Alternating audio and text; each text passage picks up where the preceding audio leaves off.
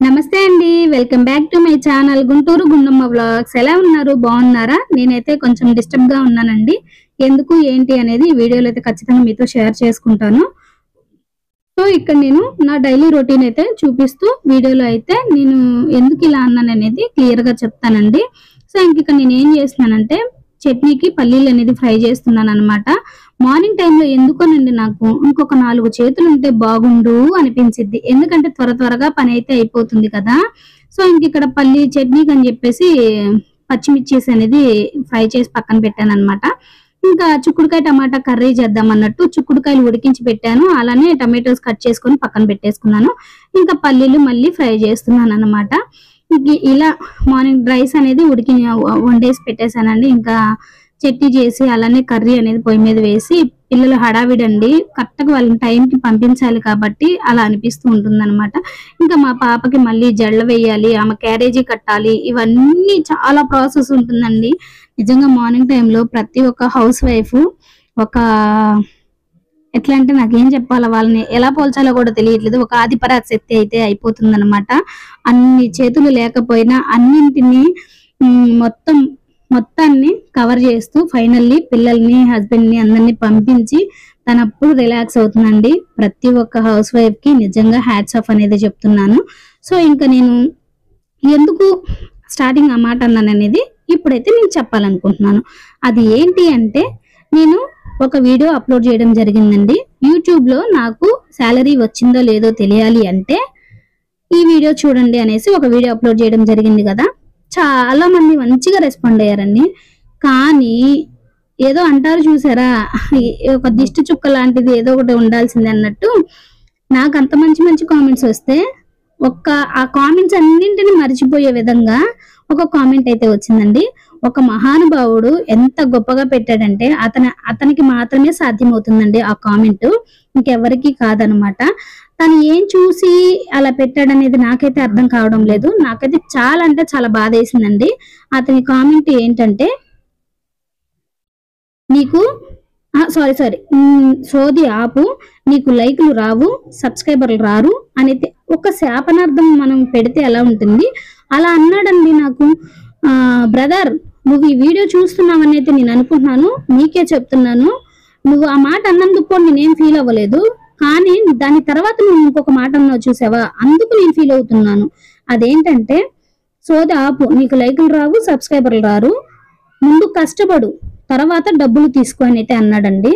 నేను అసలు అతను ఆ వీడియో పూర్తిగా చూసాడో లేదో కూడా నాకు అర్థం కావడం లేదు. చూడకపోబట్టే అలా అన్నాడనైతే నేను అనుకుంటున్నానండి. నేను ఆ వీడియోలో క్లియర్ గా చెప్పాను, నేను ఇంత హ్యాపీగా ఉండడానికి రీజన్ ఉందని అయితే చెప్పాను అనమాట. కావాలంటే మీలో ఎవరైనా చూడకుండా ఉన్నట్లయితే ఒకసారి ఆ వీడియోని అయితే ఈ వీడియోకి లింక్ ఇస్తాను, చూడండి.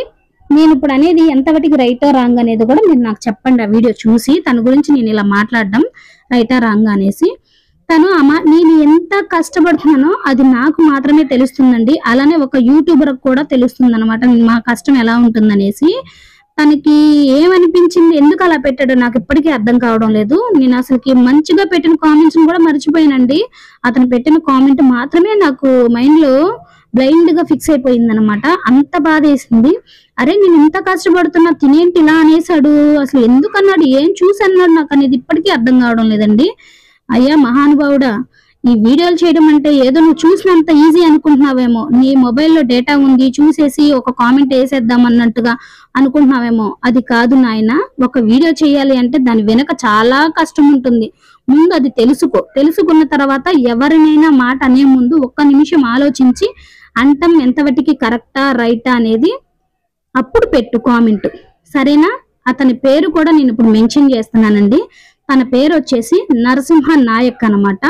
అతను ఈ కామెంట్ అనేది పెట్టాడు. బ్రదర్, మీకే చెప్తున్నాను, మీకు నేను ఒక ఛాలెంజ్ లాగా విసురుతున్నాను, మరి మీరు కాసుకోండి. ఇది మీకు టాలెంట్ ఉంది, మీరు కష్టపడే తత్వం మీకున్నట్లయితే ఒక్క వీడియోని మాకులాగా చేసి ఇంట్లో అన్ని చక్క పెట్టుకుంటూ బయట వర్క్ చేసుకుంటూ ఇంట్లో చేసుకుంటూ యూట్యూబ్ నడపడం అంటే అంత ఈజీ కాదు బ్రదర్, అర్థమవుతుందా? మీకే చెప్తున్నాను. ఒక వీడియో చేయాలి అంటే దాని వెనక బోలెడంత కష్టం ఉంది. అది తెలుసుకొని ముందు తర్వాత కామెంట్స్ పెట్టండి, సరేనా? తను అంటే మీరు అనుకోవచ్చు, అదేంటక్క నీకు అన్ని మంచి కామెంట్స్ వచ్చినాయిగా, వాటిని ఎందుకు చెప్పట్లేదని మీరు అనుకోదు. ఇలా నెగిటివ్ అన్ని వస్తాయి. ఎందుకు అనాలండి? దేనికి అనాలి నెగిటివ్ గా? మేమేం చేసాము? మీకు నచ్చలేదా? స్కిప్ చేసి వెళ్ళిపోండి. అరే నాకు నచ్చట్లేదని చెప్పేసి వెళ్ళిపోండి. అంతేగాని ఉచితార్థంగా ఒకరిని అనాల్సినంత అవసరం ఎవ్వరికీ లేదండి. నేను చెప్తున్నా, ఎవ్వరికి ఉండదు. అంత ఉచితార్థంగా అనాల్సిన అవసరం లేదు. వాళ్ళేదో వాళ్ళ కష్టం పడుతున్నారు. నచ్చిందా చూడు, నచ్చలేదా నాకు నచ్చట్లేదని చెప్పి స్కిప్ చేసి వెళ్ళిపో ఛానల్లో నుంచి. అంతేగాని నిన్ను పట్టుకొని పీడించి నువ్వు చూస్తావా లేదనైతే ఎవరు అడగట్లేదు కదా. నేను ఎంత కష్టపడితేనో నాకు 2000 మంది సబ్స్క్రైబర్స్ వచ్చారు. ఊరికినే అయితే రాలేదు నాకు సబ్స్క్రైబర్స్. దాని వెనుక బోలెడంత కష్టం ఉంది. నేను ఒక్కొక్క రోజు ఫోన్కి ఒక్కొక్కసారి నాకే అనిపిస్తుంది ఎందుకు ఇంత ఎడిట్ అయిపోయానా అనేసి. మీకు తెలుసా ఆ విషయం? ఇంట్లో పిల్లలతోనూ ఇంట్లో చూసుకుంటూ ఫోన్తో వీడియోస్ ఇవన్నీ చేసుకుంటూ ఇంట్లో మొత్తం కొన్ని చెప్పలేమండి. బోలెడంత కష్టం ఉంటుంది, మీకు తెలియదు కానీ చూసే వాళ్ళకి. అంటే అందరినూ కాదండి, ఇలా కొంతమంది ఉంటారు చూసారా, ఇప్పుడు ఈ బ్రదర్ ఉన్నట్టు వాళ్ళకి మాత్రమే చెప్తున్నాను. ఇకనైనా కొంచెం అర్థం చేసుకో బ్రదర్. ఎవరినైనా ఒక మాట అనే ముందు కొంచెం ఆలోచించి అనండి, ఓకేనా? వీడియోస్ చేయడం అంటే అంత ఈజీ ఏం కాదు, దాని వెనక బోలెడంత కష్టం ఉంటుంది. అదండి ఈ వీడియోలో నేను మీతో చెప్పాలనుకున్నది. ఒకవేళ నేను మాట్లాడింది తప్ప రైటా అనేది మీ మనసుకి ఏమనిపిస్తుంది అనేది నాకు కామెంట్ సెక్షన్ లో మాత్రం ఖచ్చితంగా కామెంట్ చేయండి. అలానే కొంతమంది సిస్టర్స్ అయితే చాలా అంటే చాలా బాగా సపోర్ట్ చేశారండి.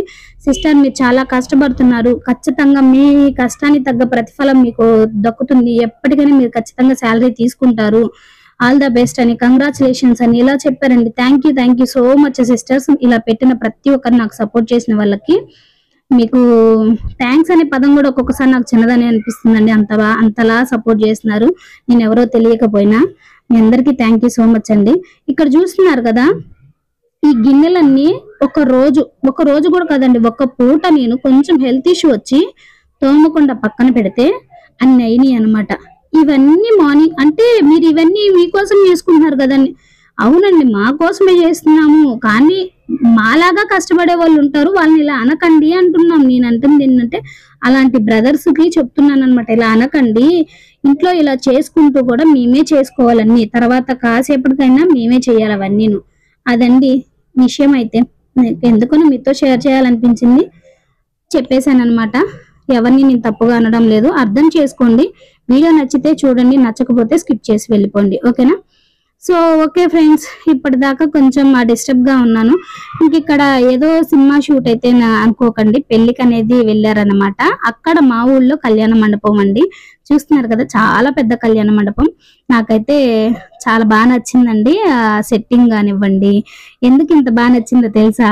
అక్కడ చూస్తున్నారు కదా, అదగదగదగదగ చేశారు మా వెంకటేశ్వర స్వామి నామాలు. జూమ్ చేసి మరీ చూపిస్తాను చూడండి. చాలా అంటే చాలా బాగా సెట్టింగ్ చేశారండి. వెంకటేశ్వర స్వామి నామాలు, బ్యాక్గ్రౌండ్ అంతాను చాలా బాగుంది. అందుకే జస్ట్ ఊరికి ఒక చిన్న క్లిప్ అయితే తీసాము. వీడియో నచ్చిందని అయితే నేను అనుకుంటున్నాను ఫ్రెండ్స్. నచ్చితే కనుక like, share, subscribe. Thanks for